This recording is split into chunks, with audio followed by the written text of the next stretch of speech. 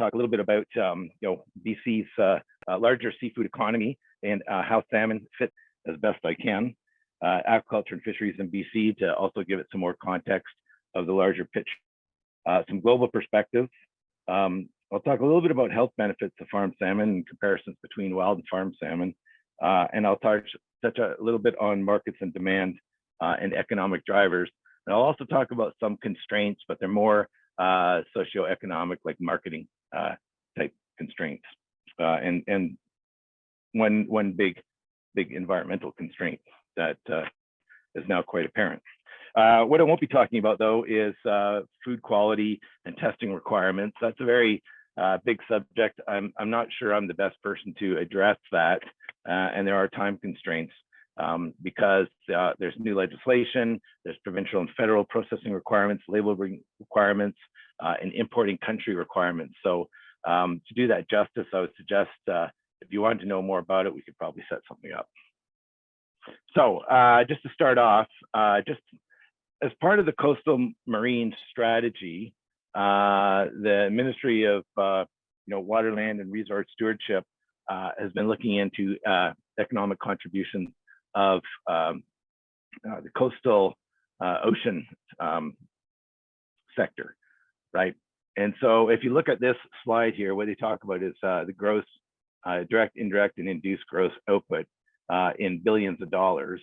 And if you look at the ocean economy on the west coast of BC, it totals a little over $45 billion. And so we don't have specific numbers for salmon, or I didn't have time to break them out. But we do have numbers for seafood, of which, of course, salmon is a big part. And basically, it's about $4 billion, and it sort of follows in the heels of things like marine transportation, forests, tourism, and recreation. And then, of course, you can see this. There's some other smaller things that contribute. So when we look at the whole, importance to BC, it may not be a very large number, but it's significant. But of course, it's a seafood commodity, and everyone has to eat, and it's got very important heritage and traditional and significance to a lot of people on the West Coast, First Nations in particular. Now, if we break out the seafood sector, and I looked at a couple of the key drivers that are of importance, you'll see that, you've got for gross domestic product, things like, aquaculture, commercial fisheries, and processing, which are the numbers that they looked at specifically. You'll see that processing is probably the biggest contributor. And we see that a lot in agriculture, where if we look at all the various commodity groups that produce food, whether it be land animals or seafood or crops, the processing sector probably represents up towards about 70% of the overall value of the food system in BC. And of course, from a gross domestic product perspective, aquaculture exceeds commercial fisheries, but commercial fisheries pays more taxes and actually creates more jobs. So if we look at seafood in BC specifically, I just wanted to put it into context in that in 2020, we had a landed volume of about 100,000 tons. And of that 100,000 tons, a little more of it came from commercial fisheries than aquaculture, or actually it was, no, it wasn't 100,000 tons, it was 272,000 tons. I was just reading my slide wrong. So that's the volume. However, the important numbers, of course, from an economic perspective are the landed value. And the landed value of aquaculture far exceeds that of commercial fisheries. However, they start to even up because there's a lot more processing and value added that goes into commercial fisheries. Now, what's important to know about aquaculture is while it exceeds wild commercial fisheries, aquaculture probably represents, probably actually does, represents about 32%, 36% of the total volume, and about 71% of the landed value, and about 51% of the wholesale value. And that's of all fisheries in the province.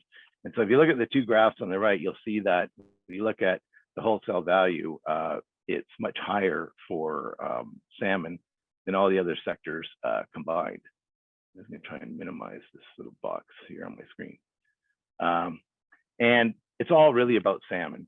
So when you look at a breakout of all the various aquaculture species, and there are lots, Atlantic salmon dominates the picture in terms of land and wholesale value.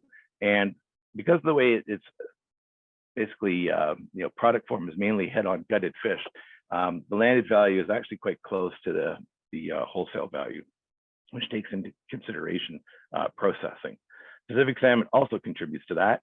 And then, of course, you have things like clams and mussels and geoida and oysters and a whole variety of other seafood species. In the end, though, what it really means is that farm salmon in BC, represents about 92% of the aquaculture value. And in fact, it's BC's #1 agricultural export and has been so for many years.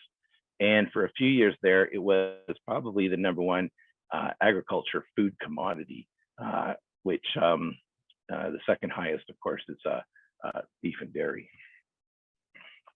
And in fact, I think beef and dairy might have exceeded it now. When you look at the commercial fishery, right, you get a much more complicated picture.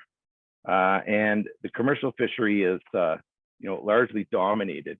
If you look at the landed volumes, and then of course you look at the wholesale value, it's largely dominated by shellfish, and in particular things like geoduck, crabs, and shrimp.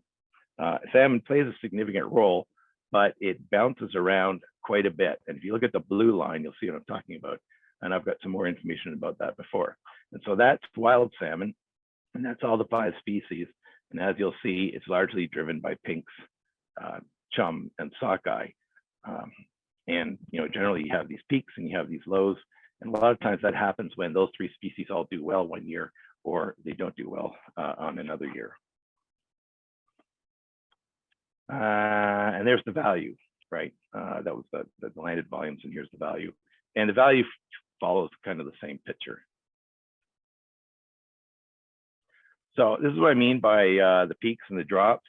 So this is wild salmon production that's been reported by commercial fisheries in BC. And the data goes from 1996 all the way up to 2020. And what you see here, of course, is, the total line is the blue line. And if you look at times like, 2008, the reason that there was a real big drop is that all the stocks seemed to do poor that year. But then in other years, like in, around 2013, 2014, in particular, sockeye and pinks did very well. And so that causes the big spike that you see. And so that number has been sort of grumbling around. But I think that, as we go on in time, what we're going to see is that number is going to start trending downwards in BC. Although unfortunately, I didn't get to see Dick's talk, but he might have a different opinion on that. But that's based on the numbers that are reported to us, right? And so here's the wild salmon production versus aquaculture. So aquaculture has been actually trending up, whereas the wild fishery has been trending down. And one way that I can show this is those are just trend lines on those 2 graphs that go from 1996 to 2010. 20, I'm sorry. And so for this reason, if we want to have lots of salmon, or we want to have salmon, I think that aquaculture is going to have to play a very significant role. Now, when you look at this in terms of global production statistics, you get a similar sort of interesting picture, but it's not as dire. And basically, and these are FAO statistics pulled from FishStatJ, and they show, salmon catches, and this is several species of salmon that are included, all the Pacific salmon, Atlantic salmon, and also sea trout and Masu salmon as well, although they don't really make much difference to these numbers. What you see is that, aquaculture, farm salmon came online in the very early 80s, and then it's gone on a straight trajectory upwards since then. And basically, the catch of wild salmon has sort of started off low. It came up, but it's now gone along, and just last year, it had a dip down. And so when you add up the numbers, basically, you get about 3.6 million metric tons of salmon, which are caught or farmed, caught commercial fisheries or farmed by fish farmers. And that's the fish that we eat. It doesn't include sport fish at all. And of that 3.6 million, 3 million now comes from aquaculture. And it means that, of all the salmon the world eats, 83% of it comes from farmed salmon. So that's another reason why farmed salmon plays a very important role. Now, I did this, and I'm not sure exactly how accurate it is, but it seems fairly close. But I was just looking at the relative value of salmon, and I looked at the value in 2016 and 2020 in terms of the price. And so basically, if you take the landed kilos and you look at the landed value, you can get $1 per kilo for salmon. And for Atlantic salmon, it works out to about $7.88, and it's gone down to about $6.78. And I think that number has been growing around quite a bit. Farm Chinook seems a bit higher than I thought it would be based on when I go to the store and I buy it. And of course, you'll see there's a real vast difference between things like pink salmon and wild Chinook salmon. But overall, when you look at the value, the landed value and the wholesale value, even though things like Chinook are really high, there's so few caught, it doesn't really affect the economics of the situation. Okay, so moving a little bit on, I was asked to talk a little bit about the health benefits of farm salmon versus wild salmon. And I hope I'm not missing a slide here. Let me just see. Yeah. So basically, there's a paper that came out in Communities, Earth, and Environment not too long ago, where they did a very big meta study, and they looked at a bunch of different seafood species, and they looked at the nutrient density, but also the greenhouse gas emissions, and I'll get to greenhouse gas emissions a little bit later. So if you look at these dots, it's fairly straightforward. The various colors respond to the different species groups, and if the dot has a line through it, it indicates a farm species. So I would direct your attention to the two red dots that are to the right of the chart. So you've got the relative nutritional value along the bottom, and you have the relative greenhouse gas emissions. And so what you'll see is that wild salmon have relatively high nutritional value and a lower greenhouse gas emission overall than farm salmon do. But they both are, they perform quite well against, other species, with the exception maybe of small pelagic fisheries. And the B, the P, and the C are chicken, pork, and beef by way of reference. So overall, one could say that farm salmon have a low, relatively lower carbon footprint and a higher nutrient density and value. Now, if you wanted to compare the two, and this is the most current data that I could find, this graph's a little bit more complicated, but what it shows is the nutrient density for a bunch of different nutrients, including things like protein, omega-3 fatty acids, copper, phosphorus, vitamin D, niacin, vitamin B6, vitamin B12, and others. And so what I've done is I've put a box around farm salmon and wild salmon, and you can see the relative amounts of those nutrients compared one against the other. And I wouldn't really say that they're very much different, although you do get a little bit more vitamin D and phosphorus, it seems, in wild salmon. And that's about the only statement you can make, and maybe a little bit less omega-3s in wild salmon, and farm salmon have more omega-3s. So pretty comparable. And of course, you can read a lot of literature about the relative benefits of farm salmon, and mainly driven by the source of vitamins, potassium, iodine, zinc, and in particular the omega-3 fatty acids. There's a lot of research that suggests that you reduce the risks or issues from things like heart disease, obesity, rheumatoid arthritis, cancer, dementia, Alzheimer's, and inflammation. And the benefits are to things like cell function, including nerve cells, fetal and Chile's growth. That's a bit of a joke, actually. Chile has grown quite a bit with farm salmon, but that's supposed to say child. And bone health and eye health. Just the other day, I was at the optometrist, and I was complaining a little bit about how my eyes are drying out. And she said, well, you got to eat more fish because you need omega-3s will help resolve that issue. So you see it day to day. Okay, key markets and drivers. Okay, so global salmon production, as I mentioned earlier, are farm versus wild. Basically, they predict that by 2020, it'll be 3.5 million tons. And now that was in a paper that I came across that was one of these market assessment reports. And it seems like it's pretty much there. Now, the number is a little bit higher that I gave you at 3.6, because the numbers of the FAO report are live weights. And so I think they're a little bit different than these numbers, which are probably have to take dressing percentages into account. So you got to take like 10% off. And the estimated value is about $50 billion. And the prediction is that by 2028, it'll be about 4.3 million tons, and it'll have an estimated value of $76 billion. So I think there's a really good market here. And right now, okay, another little typo, my apologies. Asia Pacific is the largest market and expected to be the fastest growing, along with Latin America. And in fact, countries like Brazil, they import a lot of frozen salmon. America and Europe are expected to grow at a promising rate, and farm salmon dominates the market, mainly because of the volume. Now, market drivers, of course, are things like the species. Farm salmon dominates the market.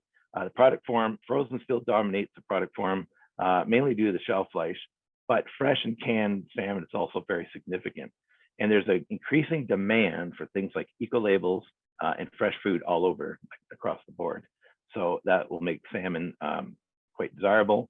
And a lot of people are moving to seafood because of its health benefits, but also because it's perceived as having a low environmental footprint. In fact, United Nations has said publicly that if governments moved, their policies towards a seafood-focused diet, not saying only seafood, but a seafood-focused diet, that would be a climate change action unto itself, because of the reduction in greenhouse gases that would result from consuming more seafood, and I think would improve health outcomes for people.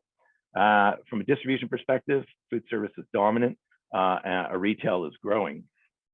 And what's interesting about that one is that the market is heavily dependent on the food service market. I'm just going to back up a little bit. I'm going to point out a couple of things about this slide that might be of interest for people. This slide was actually taken at Italia, which is a very fancy market in New York. And you'll see that they have wild Copper River sockeye from the US. Of course, they have wild halibut from the Atlantic, but they also have black cod from Canada and Schooner Bay salmon from Canada. And the interesting thing there is, I don't know how often you go to the store and you buy salmon, that if you do the conversion on dollars per kilo, Schooner Bay salmon at that time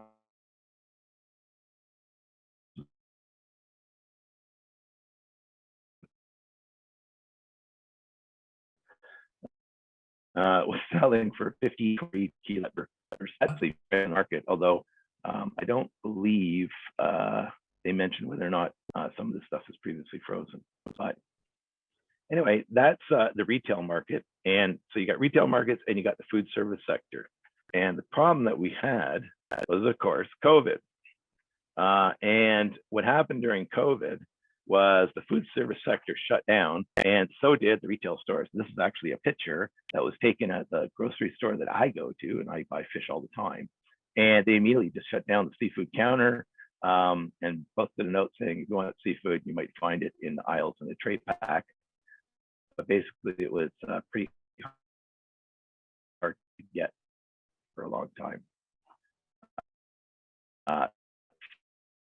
So the things we did learn is that we have to be careful. And some of the companies anticipate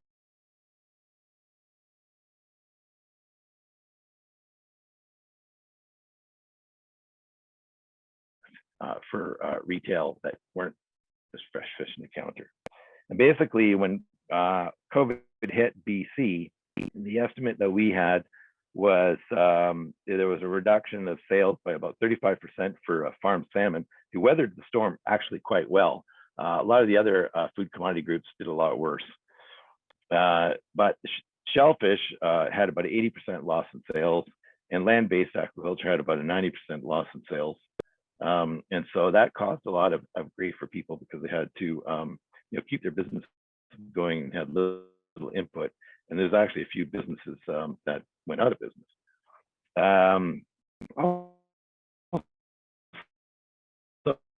So, for the surplus inventory in the market, depressed fish were also restricted. Seafood counters closed down, as I said earlier on. So we lost the staff due to lack of revenue for payroll and concerns over COVID. And there was impact animal welfare, productivity, the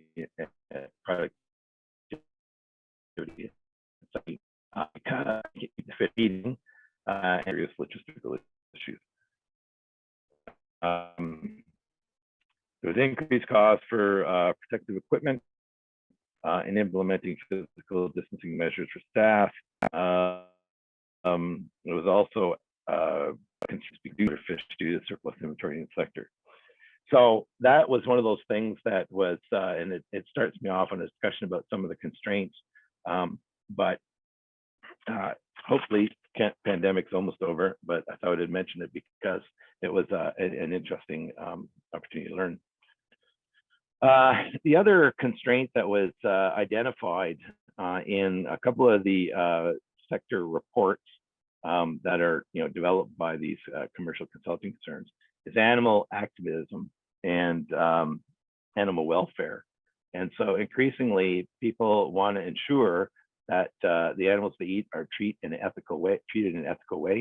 And there's also a thought, I don't know how accurate it is that activist groups are actively pressing a vegan agenda, which would mean people would buy less fish. Whether or not that's going to be a serious concern down the road, but it was flagged in one of the reports. But one of the things I will point out is that Canada has been very proactive on this issue. And last year in 2021, or I guess it's 2 years now, it's 2023, they published a national animal care code and code of practice through the National Farm Animal Care Council for farm salmon. It was developed over several years by a large committee.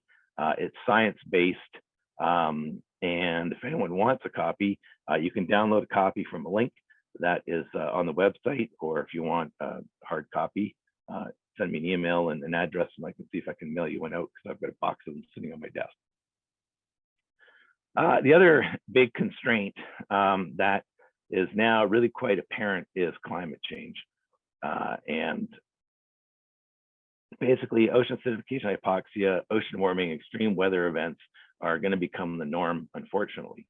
And so this slide, so we've known this now for a while, but it's been hard to show. And one of the best examples, the first examples of the impact of ocean acidification on a marine sector was the impact to larval shellfish in Washington State, which resulted in a real issue with basically seed supply. And the picture on the left shows a normal oyster on the top and an abnormal oyster on the bottom that's had been impacted by acidification on shell growth. And then, moving forward, basically the picture on the right are basically pteropods. And pteropods are a type of free swimming snail. And they basically form the base of the food chain in the ocean. And so these are pteropods that were captured off the West Coast out in various places, actually by some folks, I think at UBC, and they show various stages of degradation.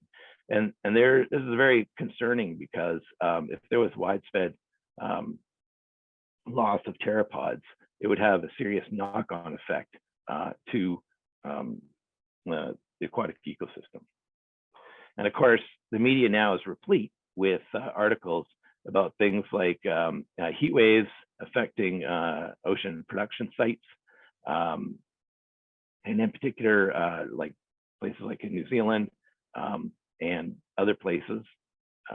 How true these are, it's hard to say. There's a loss of fish in the East Coast, and so there's a lot of research now has gone underway to understand exactly what went on in the pen, to try and temperature map the pen by putting monitors in the fish, and there's a lot of research going into that.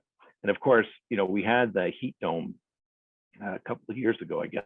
It was basically in 21, and we had some very specific and isolated areas where beach-grown oysters were wiped out completely. And so we expect that we're going to see more of these events. And I don't really have time to get into it, but there's a lot of research on things like extreme heat weather events that have been going on now for a few years all over the world. And the estimate is that it could end up costing billions of dollars in lost productivity in the ocean. And of course, it's not just heat. People probably remember the atmospheric river that we had in the fall of 2021. And if you look at the picture on the left, you can't see it, but Highway 1 is right in the middle of that picture, and it's underwater. And during that event, we lost 2 land-based fish farms that happened to be right in the Sumas Valley. One of them was, I think, taken out completely, and another one was taken out for about a year, but it'll probably be back online within about a year, but they are going to lose probably 2 years worth of production cycle. And we're expecting to see more of extreme weather events moving forward as well. So that's what I have. I was asked to go for about 25 minutes. Looks like I pretty well made it. There are my contact details if you have any questions.